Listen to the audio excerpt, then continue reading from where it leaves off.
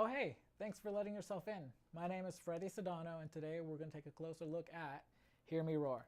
Let's dive right on in. So I call this piece Hear Me Roar, and that's the third name, and I'm sticking with it. It didn't really have much of a plan going forward, but I went for a hike and I caught caught this hill at Skyline in Corona, California at the right time to get this really beautiful glow. And I kind of just went from there. I shot this T-Rex, shot him twice, and then I decided I got it right. And then I thought, hey, I could do a composite with these hills and this T-Rex. Went went from there, and I ended up working on this project over a year, mostly in airports, hotel rooms, while I was traveling doing DIT. And if we were just waiting for something during a during a trip, I would just bust out my laptop and start working. Went through many iterations, and these are kind of just the main ones that I worked with until I got here. And then once I went the super wide version, I stopped recording versions. So this was a real labor of love. It started off with the T-Rex. There's the hills. The hills are what define the size of the image. Real quick, I want to show you guys the image size. This image is 8800 pixels by 3600 pixels. What I did is I shot on the Canon 90 millimeter tilt shift lens on the 6D Canon full frame body, shifted to the right, shifted to the left all the way, and then merged to create this super wide panorama of these hills. Um, and these hills are actually two different hills. One of them is color and the other one is texture. Like I said, I was working on this. There it is. While I was traveling a lot, and nothing about this image is real. It's been heavily edited. Um, you can see these different layers coming in. And even amidst the dinosaurs themselves, there's a lot of little layers there. I won't go through every layer because I want to keep it short, but I do want to focus on this T-Rex right here. If we take a closer look, unfortunately, I can't take credit for inventing this medium. Sorry, Frederick.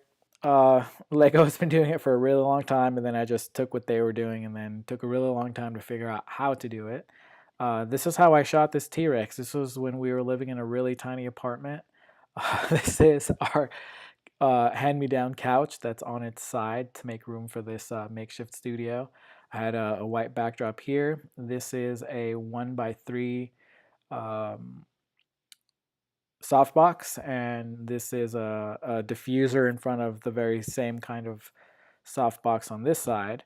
But I lit him this way to get a very hard line on the upper side of him. And if we take a look back over here, we can see that there's it's wider up here. We see that highlight.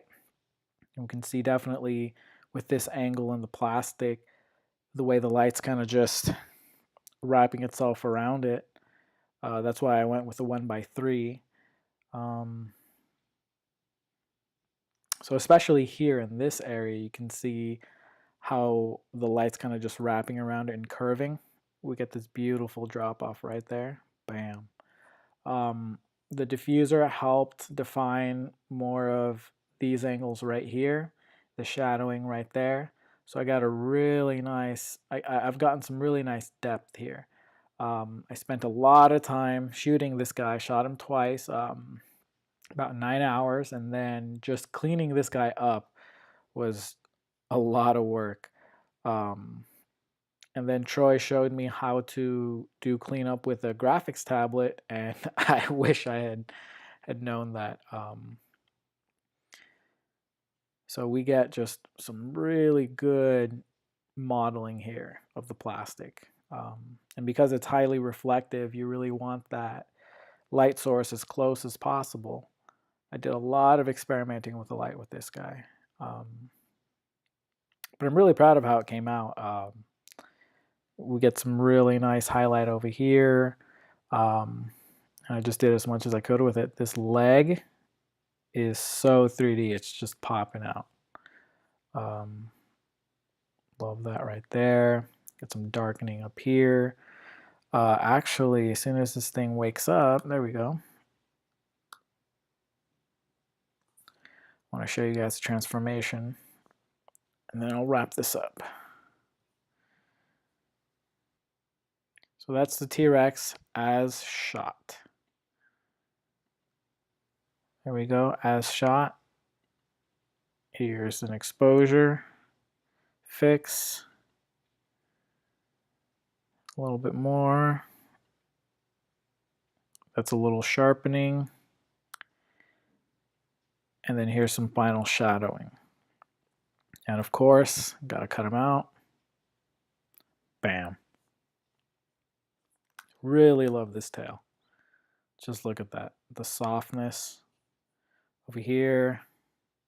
I don't know. I'm just really proud of it. It came out really fantastic. And this came through several different iterations. And while it's thinking here, I went out and shot this same hill 3 different times. The first time was square, the second time was a super wide, and the third time was super wide. And it ended up being just an amalgamation of all 3. The clouds are just stock that I had. The blue is just the color that I added. It's definitely a labor of love, and I went through a lot of different processes. But once it was done, totally worth it. And it's done because I don't want to work on it anymore, and I have more projects and more things that I've dreamed up since. All right, that's it. Thank you so much for stopping by. See you on the next one.